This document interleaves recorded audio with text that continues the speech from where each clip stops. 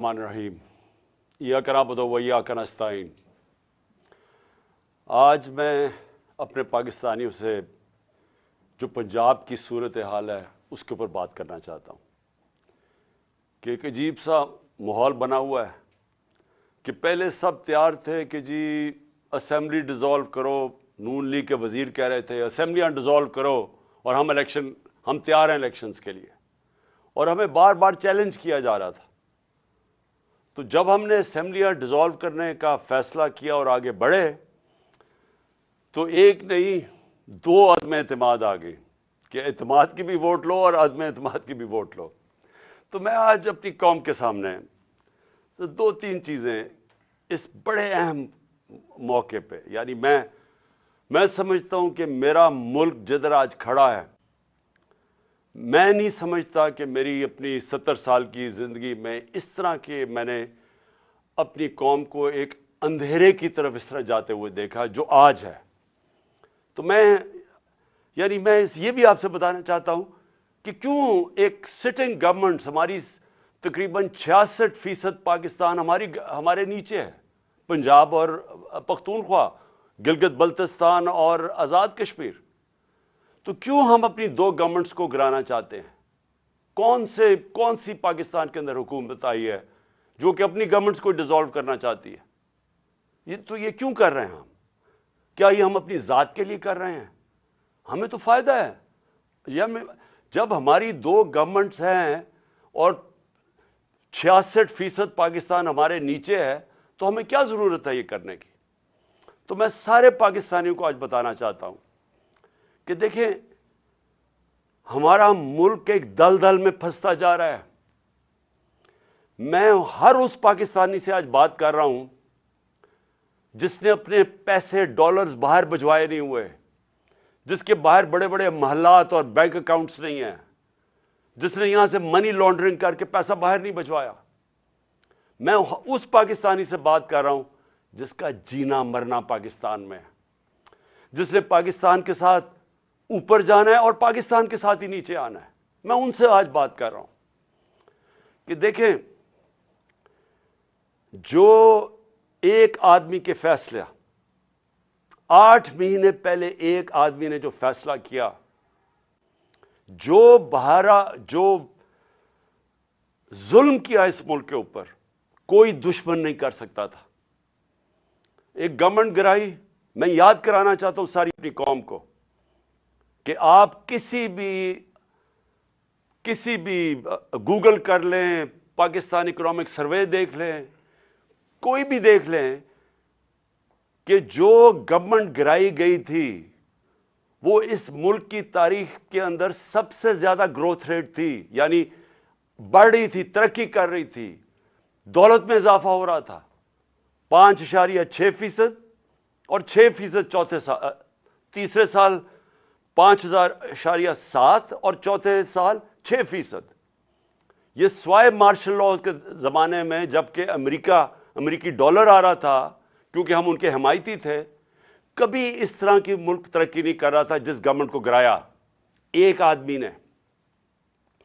اور اس نے جو فیصلہ کیا، آج یہ قوم 8 مہینے کے بعد ہم آج ادھر کھڑے ہیں جدھر آپ کسی شعبے سے، طبقے سے پوچھ لیں، بزنس مین سے پوچھ لیں، تاجروں سے پوچھ لیں، ایکسپورٹر سے پوچھ لیں، کسانوں سے پوچھ لیں، مزدوروں سے پوچھیں، تنخواہ دار لوگوں سے پوچھ لیں، کوئی پاکستان کا طبقہ، ریل اسٹیٹ والا پوچھ لیں کہ کدھر پاکستان کھڑا تھا 8 مہینے پہلے اور کس اندھیرے کے اندر آج پاکستان جا رہا ہے۔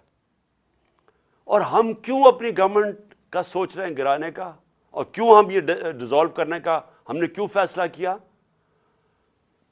کیونکہ ہمیں خوف ہے کہ اگر اس ملک میں جلدی الیکشن نہ کروائے گئے، یہ ملک جس تیزی سے تباہی کی طرف جا رہا ہے سب کے ہاتھ سے نکل جائے گا۔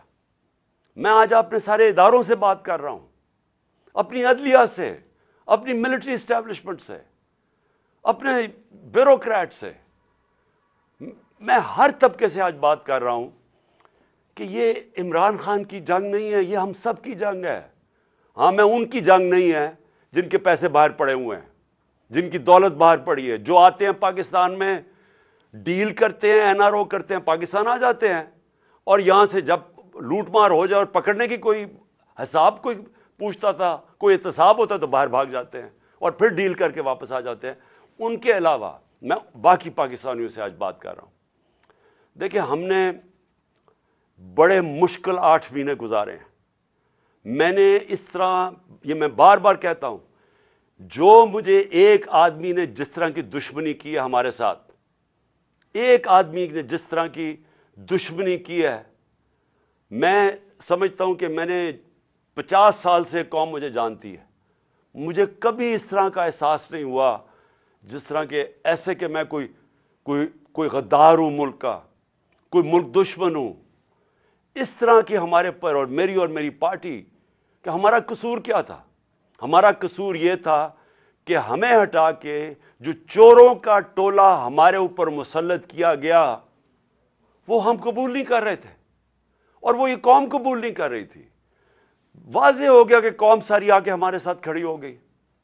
ہمیں جو برا بھلا بھی کہتے تھے، جب انہوں نے ان چوروں کو دیکھا وہ قوم ہمارے ساتھ آ کے کھڑی ہو گئی، اور اس آدمی کو نظر آ رہا تھا کہ قوم ادھر آ کے کھڑی ہو گئی ہے۔ بائی الیکشن میں نظر آ رہا تھا، جلسوں میں نظر آ رہا تھا۔ جب کبھی پاکستان کی قوم اس طرح خود نہیں سڑکوں پہ نکلی جو اس باری ان 8 مہینے میں نکلی ہے، اور بار بار نکلتی گئی، ایک پیغام دے رہی تھی، ساری قوم ایک پیغام دے رہی تھی کہ ہم ان چوروں کے ٹولے کو ہم نہیں قبول کرتے، یہ امپورٹڈ حکومت نامنظور ہے۔ ساری قوم پیغام دے رہی تھی، اور قوم یہ بھی کہہ رہی تھی کہ دیکھیں ایک ہی طریقہ اس میں سے نکلنے کا، الیکشنز کرواؤ۔ سروے کے مطابق 70% پاکستانیوں نے، آج 70% پاکستانی کہتے ہیں کہ ملک کا مسائل کا حل الیکشنز ہے، صاف اور شفاف الیکشنز۔ لیکن ایک آدمی، اور وہ کون تھا جس کو ارشد شریف شہید کہتا تھا، وہ کون تھا؟ وہ ایک آدمی وہ فیصلہ کر بیٹھا تھا کہ جناب میں نے اس پارٹی کو ختم کرنا ہے، عمران خان کو ختم کرنا ہے، ڈسکوالیفائی کسی طرح کرنا ہے، کیسز کرنے ہیں، میری پارٹی کے اوپر کیسز کرنے ہیں، میرے لوگوں کے اوپر، جو شہباز گل سے کیا گیا، جو اعظم سواتی سے کیا گیا، جو جمیل فاروقی، جو ارشد شریف جیسے لوگ، جو یہ سمجھتے تھے کہ ہماری حمایتی ہیں، یا وہ ہمارے لیے لکھ رہے ہیں یا ہمارے لیے بول رہے ہیں، ان سب پہ تشدد کیا گیا۔ سوشل میڈیا کے لوگوں کے اوپر جو کیا گیا، ظلم کیا گیا، اور پھر مجھے آخر میں پلان بنایا گیا کہ مجھے راستے سے ہٹایا جائے۔ جب پتا چلا کہ کوئی کیس بھی کام نہیں کر رہا، الیکشنز دھاندلی کے باوجود بھی ہم جیت رہے ہیں، تو پھر فیصلہ کیا گیا کہ مجھے مار کے راستے سے ہٹایا جائے۔ تو میرے پاکستانیوں، آج جو ہمارا ملک جس طرف کھڑا ہے، میں آپ کو صرف آخر میں 2-3 چیزیں بتانا چاہتا ہوں۔ ایک کہ معیشت جدھر کھڑی ہے، پاکستان کی ایکسپورٹس گر رہی ہیں، ہمارے دور میں ریکارڈ تھی۔ پاکستان جو باہر سے پیسے ڈالرز بھیجتے تھے، ریمیٹنسز بیرون ملک پاکستانی، وہ گر رہے ہیں۔ پاکستان کی جو ٹیکس کلیکشن ہے وہ کم ہوتی جا رہی ہے، جو ریکارڈ تھی ہمارے دور میں۔ پاکستان کی انڈسٹری، اور انڈسٹری اٹھانا، اتنے سالوں کے بعد ہماری انڈسٹری اوپر آ رہی تھی، اور یہ کرونا کے باوجود انڈسٹری اوپر آ رہی تھی۔ اصل تو نوکریاں انڈسٹری دیتی ہے، اصل تو ایک قوم کی دولت کے اندر اضافہ انڈسٹریز دیتی ہیں۔ اصل ہماری جو ایکسپورٹس بڑی ہیں وہ ٹیکسٹائل انڈسٹری کی وجہ سے بڑی ہے، تو ہماری انڈسٹری بڑھ رہی تھی۔ آج ہماری انڈسٹری زیرو سے نیچے چلی گئی ہے، آج فیکٹریاں بند ہو رہی ہیں، آج مزدور بے روزگار ہو رہے ہیں۔ آج جب آپ کی ایکسپورٹس اور ریمیٹنسز جب گرنی شروع ہوتی ہیں تو ڈالر کم آ رہے ہیں، لیکن ڈالر کے قرضے بڑھتے جا رہے ہیں، اور آج ہمارے پاس خوف ہے کہ ہماری اب قرضوں کی قسطیں ادا کرنے کے لیے ہمارے پاس ڈالر نہیں ہے. آج ایل سیز نہیں کھل رہی, امپورٹس روکی ہوئی ہیں, اور آگے کوئی روشنی نہیں نظر آ رہی. آگے کسی طبقے کو کوئی روشنی نہیں نظر آ رہی. امید ختم ہو گئی ہے پاکستان میں. 7.5 لاکھ پاکستانی ملک چھوڑ کے چلے گئے ہیں پچھلے چند مہینے میں. جبل علی کے مینیجر بتا رہے تھے کہ 7 مہینے میں جو پاکستانیوں نے انویسٹمنٹ کی ہے جبل علی کی انڈسٹریل اسٹیٹ میں, وہ 10 سال میں نہیں کی. لوگوں کو امید ختم ہو رہی ہے پاکستان میں, اور یہ سب سے خطرناک چیز ہے. ایک جب قوم میں امید ختم ہو جائے تو وہ پھر پھٹتی ہے قوم. اور یہ کیونکہ سارے تو نہیں باہر جا سکتے, تو مجھے جو اس وقت میں اپنی ساری جو پھر سے میں بات کرتا ہوں, میں سارے اداروں سے بات کر رہا ہوں, ہر طبقے سے بات کر رہا ہوں, مجھے جو اس وقت کہنا ہے وہ یہ کہ دیکھیں, آج ایک چیز نہیں ہے جو پاکستان کی ان 8 مہینوں میں بہتر ہوئی, جو ایک آدمی کا فیصلہ تھا. ایک چیز بہتر نہیں ہوئی. آج ذرا دیکھیں دہشت گردی, پاکستان میں دہشت گردی دیکھیں. ہمارے جب دور میں تقریباً دہشت گردی کنٹرول ہو گئی تھی, ہم نے باڑ لگا دی تھی افغانستان میں جو ادھر سے دہشت گردی ہوتی تھی. پھر جب گورنمنٹ بدلی تو ہماری نئی حکومت سے سب سے بہترین تعلقات تھے افغانستان میں. آپ کو پتہ ہے کہ جتنی ایویکویشن جو افغانستان سے ہوئی وہ پاکستان نے, کیونکہ ہمارے تعلقات اچھے تھے, ہم نے ہماری وجہ سے کئی لاکھوں لوگ افغانستان سے ایویکویٹ ہو کے گئے. مجھے دنیا کے بڑے بڑے پرائم منسٹرز نے, یورپین پرائم منسٹرز نے, کینیڈین پرائم منسٹرز نے میرا شکریہ ادا کیا کہ ہم نے پاکستان نے ان کی مدد کی افغانستان سے لوگ نکالنے کے لیے. ہم وہ گورنمنٹ تھی جو سب سے قریب تھے افغانستان سے, جو موقع ہمیں ملا کہ جو افغانستان سے دہشت گردی آتی تھی, کیونکہ اب ایک ایسی حکومت آگے جس سے ہمارے تعلقات اچھے ہیں, ہم روک سکتے تھے. آج کیا ہے؟ آج دہشت گردی جو بڑھتی جا رہی ہے, پہلے ملاکنڈ کے اندر, وزیرستان کے بارڈر ایریاز پہ, پھر یہ جو بنو میں ہوا ہے. اور میں آج اپنی ساری قوم کی طرف سے زرار کمپنی کے کمانڈوز کو سلام پیش کرتا ہوں کہ آپ نے اپنی جان کی پرواہ نہیں کی ہماری حفاظت کرنے کے لیے. لیکن میں سوال یہ پوچھتا ہوں کہ کدھر ہے ہماری فارن پالیسی؟ جو فارن منسٹر بنایا گیا ہے وہ اب تک 2.25 ارب روپیہ خرچ کر چکا ہے اپنے دوروں پہ. مجھے بتایا اس کا پاکستان کو کیا فائدہ ہوا؟ 2.25 ارب روپیہ خرچ کر چکا ہے اور ابھی تک افغانستان نہیں گیا. ہمیں تو سب سے زیادہ ضرورت ہے کہ ہمارے افغانستان سے تعلقات ٹھیک ہوں, تاکہ یہ جو اب مسئلے مسائل آ رہے ہیں, ہماری دہشت گردی ہے, جتنے ہمارے اچھے تعلقات ہوں گے اتنی بہتر چانس ہے کہ ہم دہشت گردی کے اوپر قابو پا لیں. لیکن ہم تصویریں دیکھ رہے ہیں کہ اربوں روپیہ ہم نے جو خرچ کر کے باڑ بنائی تھی, جو فینس بنایا تھا بارڈر کے اوپر, وہ توڑا جا رہا ہے. تصویریں آ رہی ہیں کہ وہ باڑ ہی اکھیڑی جا رہی ہے. تو کدھر ہے ہماری فارن پالیسی؟ اور دوسری چیز میں یہ سوال پوچھنا چاہتا ہوں کہ آج ہمارے پاکستانیوں کو سب سے بڑا مسئلہ کیا ہے؟ کیا ہے سب سے بڑا مسئلہ؟ ایک دفعہ ہماری تحریک چلی تھی, تحریک پاکستان, ملک کو آزاد کرنے کے لیے. پھر ایک دفعہ اور ایک عوام کھڑی ہوئی تھی روٹی کپڑا مکان پہ, کہ عوام کا پہلی دفعہ کسی نے نام لیا تھا کہ ہاں عوام کے بھی مسئلے مسائل ہیں, نہیں تو امیر امیر ہوتا جا رہا تھا. تو یہ خوف تھا کہ عام لوگوں کے پاس فرق بڑھتا جا رہا ہے امیر غریب میں. آج ایک ہی مسئلہ ہے پاکستان کا, اور وہ ہے جس کو انگریزی میں کہتے ہیں رول آف لا, انصاف, قانون کی حکمرانی. یہ جنگ جب تک ہم اب یہ جنگ نہیں لڑیں گے, اور میں اپنی ساری قوم کو کہہ رہا ہوں, جب تک ہم یہ جنگ نہیں لڑیں گے ہمارے ملک کا اب کوئی مستقبل نہیں ہے. اللہ نے ہمارے اوپر ایک چیلنج دے دیا ہے کہ اگر تمہیں پاکستانیوں اپنے آپ کو بچانا ہے تو انصاف قائم کرو. اور انصاف کیا ہے؟ انصاف کا مطلب یہ ہے کہ قانون کے اوپر کوئی نہیں ہے.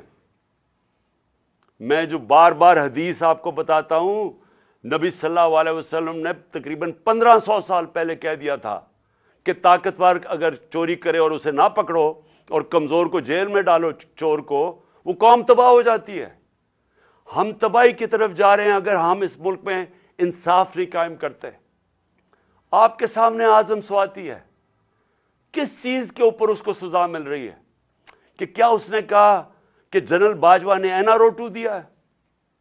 کیا اس کے اوپر سزا مل رہی ہے ایک سینیٹر کو کہ اس کو ظلم کیا؟ اس کو جو یعنی کوئی تصور کر سکتا ہے کہ ایک 75 سالہ آدمی، ایک معتبر، ایک شہری جس نے باہر پیسے بنا کے پاکستان آیا، اپنی انویسٹمنٹ کی ہے، اس سے جس طرح انہوں نے مارا بچوں کے پوتوں کے سامنے، اور پھر اس کو جو ننگا کیا، پھر اس کی بیوی کے سامنے گندی ویڈیو ڈالی. ہمیں یعنی میں سوچتا ہوں کہ اللہ، ہم کتنا اور گریں گے. یہ جس ایک آدمی نے فیصلہ کیا ان چوروں کو مسلط کرنے کا، ہمارے سے یہ چور ہضم کروانے میں ہم کتنا اور نیچے گریں گے. کیا کیا نہیں ہوا کہ گندی ویڈیوز، کوئی آڈیوز نکل رہی ہیں، بچے ہمارے دیکھ رہے ہیں، سارے سوشل میڈیا پہ گند دیکھ رہے ہیں، صرف اس لیے کہ کسی طرح بلیک میل کیا جائے، بس کسی طرح یہ ہم ان چوروں کو ہضم کر لیں کہ ہم کہیں جی یہ جو چور اوپر آپ نے مسلط کیے ہیں، جو کہ جنہوں نے 30 سال سے ملک کو لوٹ رہے ہیں، وہ لوگ جو کہ 60% سے زیادہ کیبنٹ ضمانت پہ ہے، کرپشن پہ، اور وہ جو کہ ہر روز کیبنٹ بڑھتی جا رہی ہے. ایک طرف ان کے اوپر خزانہ خرچہ جا رہا ہے، پنجاب کے کوئی 170 ارب دینے ہیں، ادھر پختونخوا، اب پختونخوا کی حکومت کو ذمہ دار ٹھہرا رہے ہیں دہشت گردی کا. پیسے تو دیے نہیں ان کو. ہم نے کیوں زیادہ پرانا قبائلی علاقے کے لیے ہم نے کیوں سب سے زیادہ پیسے دیے تھے پرانے قبائلی علاقے کو، مرج ڈسٹرکٹس کو؟ کیونکہ ہمیں تب بھی پتا تھا کہ اگر ہم نے وہاں ڈیولپمنٹ نہ کی اور وہاں مدد نہ کی، جو سب سے زیادہ وار آن ٹیرر میں علاقہ متاثر ہوا تھا، وہاں پھر سے مسئلے شروع ہو جائیں گے. انہوں نے ہمیں پیسے نہیں دیے، پختونخوا حکومت کو پیسے نہیں دیے، ان کے تنخواہوں کے لیے ان کے پاس پیسے نہیں ہیں. گلگت بلتستان والے وہ کہہ رہے ہیں ان کو پیسے نہیں دیے، آزاد کشمیر گورنمنٹ کہہ رہی ہے وہ پیسے نہیں دیے، پنجاب جس طرح میں نے کہا وہ کہہ رہے ہیں 170 ارب روپیہ نہیں دیا. تو اگر پختونخوا میں پیسے نہ خرچ کیے گئے اور یہ جو مرج ڈسٹرکٹس کے اندر پولیسنگ کے اوپر نہ انہوں نے زیادہ اس وقت انویسٹمنٹ نہ کی، نوکریاں نہ وہاں ملی، اگر خدا نہ خواستہ پھر سے وہاں دہشت گردی شروع ہو گئی، میں آج آپ کو یہ کہہ رہا ہوں کہ ہمارے ملک کے آگے جو پہلے ہی ہمارا ملک کے معاشی حالات کبھی بھی اتنے برے نہیں تھے، خدا نہ خواستہ اگر دہشت گردی شروع ہوگی تو سب کے ہاتھ سے نکل جائے گا. تو آخر میں صرف یہ کہنا چاہتا ہوں کہ یہ جو پنجاب میں مذاق ہو رہا ہے، ہم اپنی حکومت سے ڈیزالو کر رہے ہیں. یہ ہمارا آئینی حق کیا کہ ہم الیکشنز کروائیں؟ کیوں ڈر رہی ہیں الیکشن سے؟ یہ ہم خود اپنی 2 حکومتوں کے اندر الیکشن کروانے کے لیے تیار ہیں. یہ کیوں اتنا زیادہ تماشا؟ کبھی گورنر رول لگا دو، کبھی کہا جی ہم چیف منسٹر کو ہٹا دیں گے. یہ کیوں کہہ رہے ہیں؟ کیونکہ یہ ڈرے ہوئے ہیں عوام سے، یہ الیکشن سے بھاگے ہوئے ہیں. وہ جو باہر بیٹھا ہوا ہے مفرور ایک مجرم، وہ ڈرا ہوا ہے الیکشن سے، اور دوسرا آصف زرداری ڈرا ہوا ہے الیکشن سے. انہوں نے اتنی زیادہ چوری کی ہے اس ملک کی کہ ان کو خوف آیا ہوا ہے. ساری ان کا ایک 1 پوائنٹ ایجنڈا ہے چوری بچانے کے لیے. پہلے چوری کرو، پھر اس چوری کو بچاؤ. پہلے چوری کر کے ملک کو نقصان پہنچاؤ، پھر چوری بچانے میں ملک کو نقصان پہنچاؤ. انہوں نے جو امینڈمنٹ پاس کی ہے پارلیمنٹ میں، انہوں نے وائٹ کالر کرائم اس کو لائسنس دے دیا ہے. آج انہوں نے ناممکن کر دیا ہے کہ جو پیسے والے آدمی آج جو چوری کرے گا، ناممکن ہے کہ آپ اس کو پکڑ سکیں گے. نیب کے قوانین انہوں نے ایسے بنا دیے ہیں کہ انہوں نے لائسنس دے دیے چوری کے لیے، اپنے آپ کو بچانے کے لیے ملک کا بیڑا غرق کیا انہوں نے. اور آج سوال کیا ہے کہ ساری قوم کو پتہ ہے سارے جو چاہے وہ اکانومسٹ ہے, چاہے وہ بزنس مین ہے, چاہے وہ پروفیشنلز ہیں, سب کو پتا ہے کہ اس وقت اس دلدل سے نکلنے کا صرف ایک راستہ ہے, صاف اور شفاف الیکشن. لیکن یہ جو دو چور ہیں اور ان کے ساتھی جو ہیں, یہ الیکشن نہیں ہونے دیں گے. اپنی ذات کے لیے ملک کی ان کو کوئی فکر نہیں ہے, کیونکہ ان کا پیسہ باہر پڑا ہے. ان کو کوئی فکر نہیں ہے کہ اگر ملک نیچے جاتا ہے انہوں نے باہر بھاگ جانا ہے. میں پھر سے آخر میں اپنے اداروں سے پوچھتا ہوں کہ کیا آپ کو ملک کی فکر ہے یا نہیں فکر؟ میں آپ سے پوچھ رہا ہوں, سارے اداروں سے جن کا سٹیک پاکستان میں ہے. میں ان کی بات نہیں کر رہا جن کا سٹیک ملک سے باہر ہے.